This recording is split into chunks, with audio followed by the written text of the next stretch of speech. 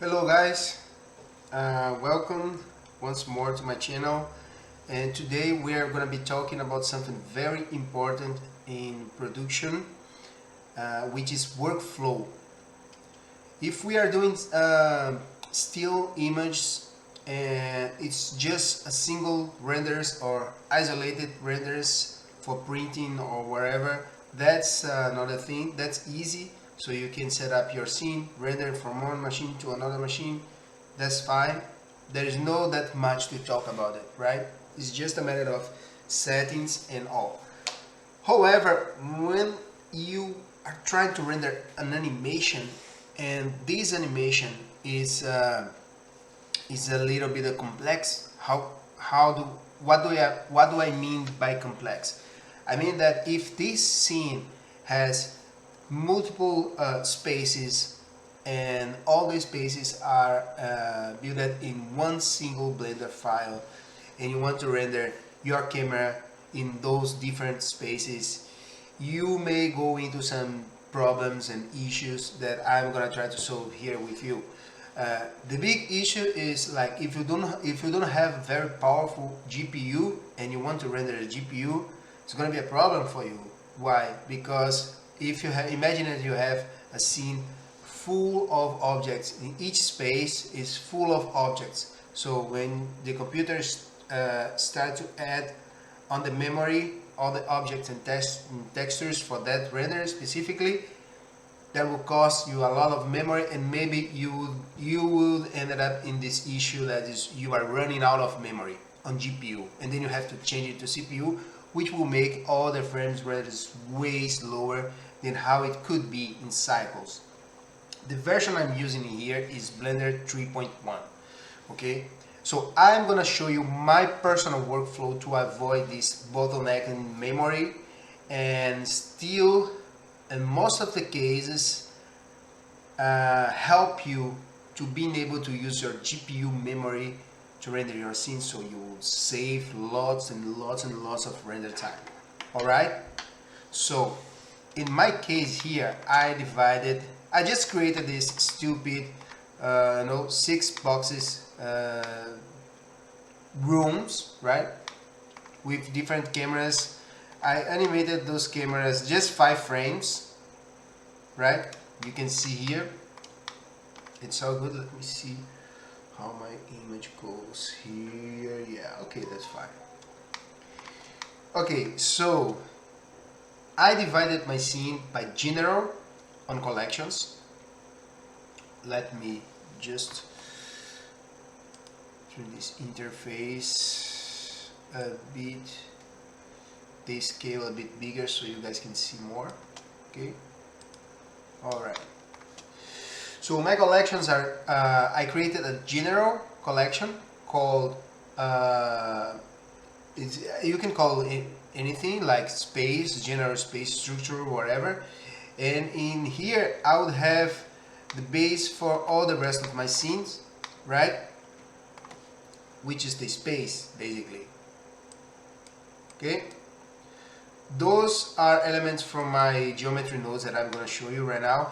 In each scene I have this, which is a bunch of circuits that will create a kind of computer platform or something, right, electronic. And you can see there's a lot of geometry here. There's a lot of geometry here, right? And I have this, I'm just demonstrating that for the sake of you understand that if you have a scene with lots of geometry, right? So imagine that we have lots of geometry in each room, right? You see that even my viewport starts to lag, right? Because of that. And certainly, if I don't have a very good GPU and I try to render, for example, this is camera 1, this is camera 1. If I try to put my cameras here on a sequence here, right, that will be a problem because each time Blender will compute the entire scene for render just this part, and we are not even seeing what's going on the rest, of the rooms.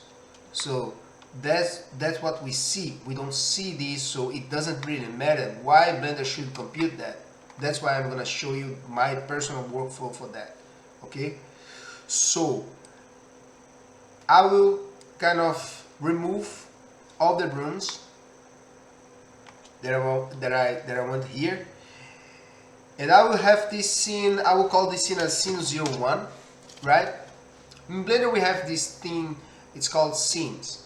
Okay, and the good thing about scenes is we can use that for multiple purposes, and this is one very useful.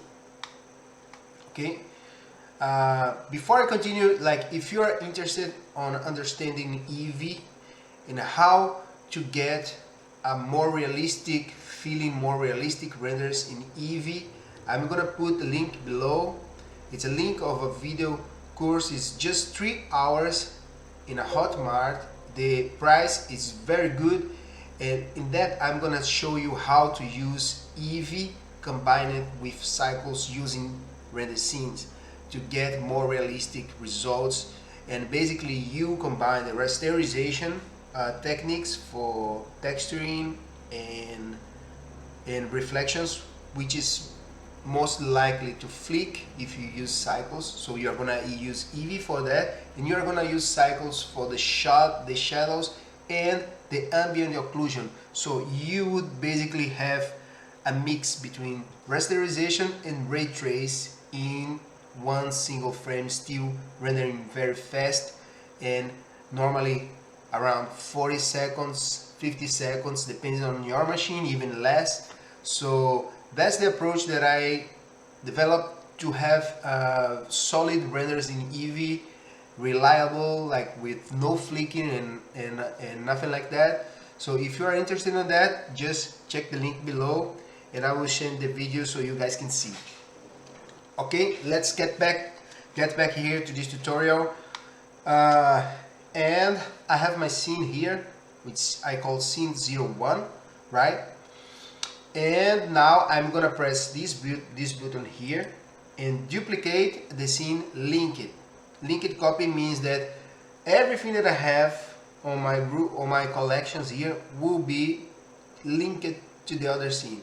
It means that it's not duplicating, but it's linked. So whatever I change it here, it will change it in the other scene. But the trick is that, let's do that. I create a linked copy. I will call scene 2. Okay, let's go back to scene 1. So ideally, before you create scene 2, you go to your render settings, all the render settings that you want. You have to do that now. Okay, so we go to the sampling. I'm gonna put in just 20 samples here, just because I want to show you that fast. Okay, and important things is here. If you don't have that much animated object or objects being created on your scene, like particles and anything, so you can press this guy here, persistent data, because cycles is not gonna calculate every time that it starts a new frame the entire scene again. So it will maybe take a bit more time for the first frame, but it will save lots of time for the rest of the animation. Okay, so you press this and then you copy scene 1. Okay, in scene 1 we have just this, and the camera we want to be on this scene is this one, so make sure you have your camera here. Okay, we go scene 2 and we have the same thing here, all good. We go camera 2. So this means that in this case it's not gonna render camera 1 but camera 2. And then we go to our rooms and we put it back room 2 and not room 1. So what happened here? What happened here now is we tell in scene 2 that's gonna be what's gonna be rendered, right? If we change it to scene 1, we see that everything changed, right? To scene 1, scene 2. Now we are gonna repeat this quickly for the other scenes. We call scene 3. Scene 3. We just copy this. Scene 3, And in C3 we need camera 3 and room 3. Okay, and then C3. Okay, now we link it copy scene 4, right? Camera 4, room 4. Okay, again link it copy scene 5, camera scene 5, room scene 5. Imagine you have spaces like living room, bathroom, you know, most of the bathroom scenes, it doesn't really matter.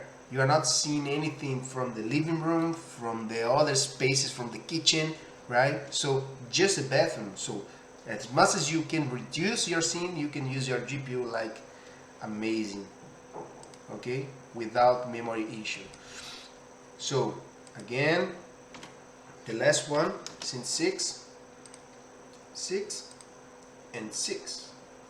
Okay, now we have all our scenes here, all set it up well. Okay, for each scene you have your compositor different, right? For each scene you have a different compositor, so you can do different tweaks in compositing from different scenes depending on the angle, depending on, you know, what you expect to get from each scene. That's very useful as well for lighting, because if you are using clamping lighting, I'm going to show you. If you are using clamping light like I'm doing here, and you are using lots of artificial lights, and each of your room has a different amount of lights, more lights you are seeing and you are clamping, more you are losing the highlights on your scene. So let's say we have different lights on those different rooms, right? If we have all of them on for you to render just a small room, so you have your clamping removing the highlights and removing the brightness of your light, so it's gonna be weird. So you have to increase the clamping number, and by this you have more noise and you have to use more samples to the noise. That's another thing. That's another amazing benefit of using this process, because this process will focus in each light room. Let's say that we have 4 or 5 lights in this room, 6, 7 lights. So if you take your lights and put your lights all in one single room and the other rooms are not showing, so just those lights will be calculated, so you don't need to clamp, so you don't need to put your clamp number higher to get the highlights for the lights. Okay, maybe I will create another video showing that, but this fix that. Okay, so alright, in this case you have created all your scenes. Okay, all your scenes here. That's awesome. What you have to do next, you can just create, let me remove this guy here. You can, let's say we just have our scenes, we create another scene from scratch, new scene, 0, there is nothing here.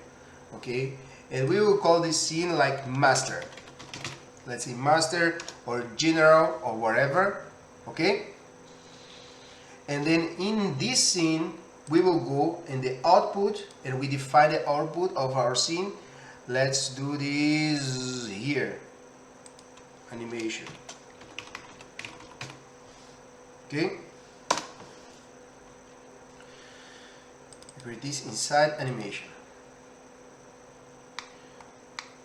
Okay, and then we go to video sequencer. That's something very specific that most of the 3D softwares out there doesn't have it, and of course it's Blender, it's out of the box. That's the big deal. So in the video sequence you are gonna bring all your scenes, right? Scene 1, scene 2, scene 3, scene 4, okay, I'm gonna bring all your scenes. And for now, you don't want to add any effects or transition or nothing. You just want to get your frames rendered. So you just put one scene after the other. Okay.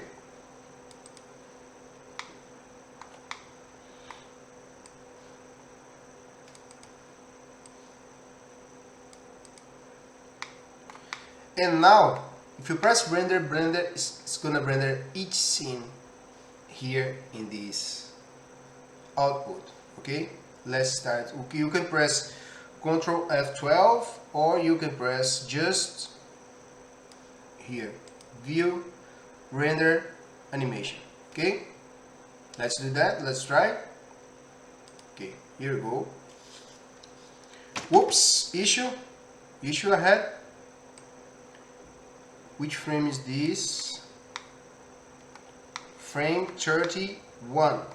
Okay, let's put this entire thing until frame 31. That's what we need. Okay, and detail in the compositor we have nothing. That's why it's rendering nothing. Okay, so for that we have to create a node, simple node compositor. Okay, this guy, that's it. Use nodes, and then now we render the animation again. Oopsie.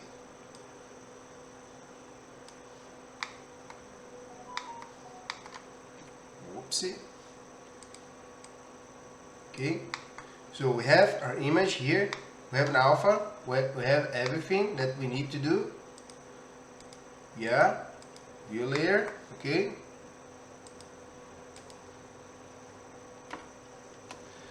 you press Ctrl F12 and then we will start to render our animation. Okay,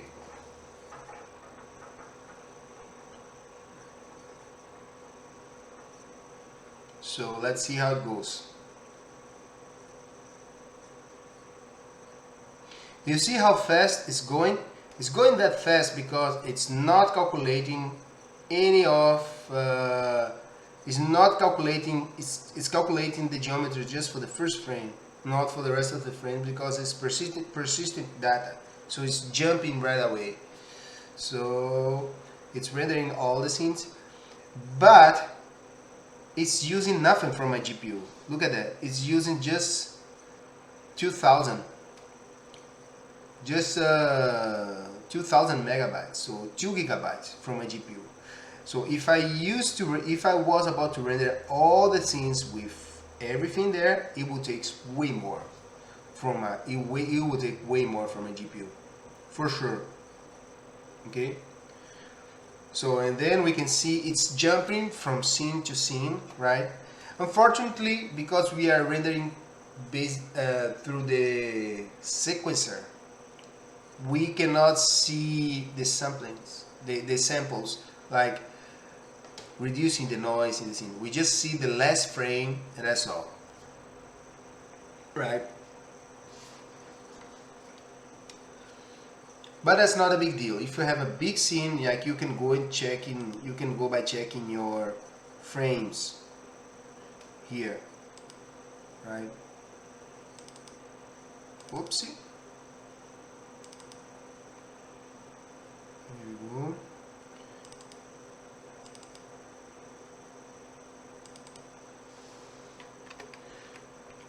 See?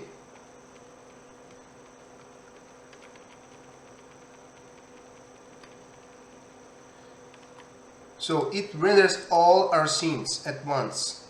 Okay? And that's it.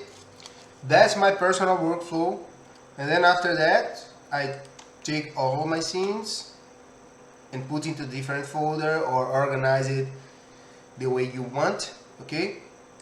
But that's it. That's pretty much it. In this case, I can create any light setups, any different worlds, any different sun position from different scenes, because whatever you do in one scene, it doesn't translate to the other scene apart from the collections. Okay, so you can do that, and you have diversity in your scenes, and you can play around with different settings in each scene to make each scene like fit the way you want, the way you look, and then send it all of them to render at once. Okay, I hope you guys feels really good, and I hope you like this tutorial. If you like it, just press a like. If you don't like it, dislike it, and that's it. See you next time.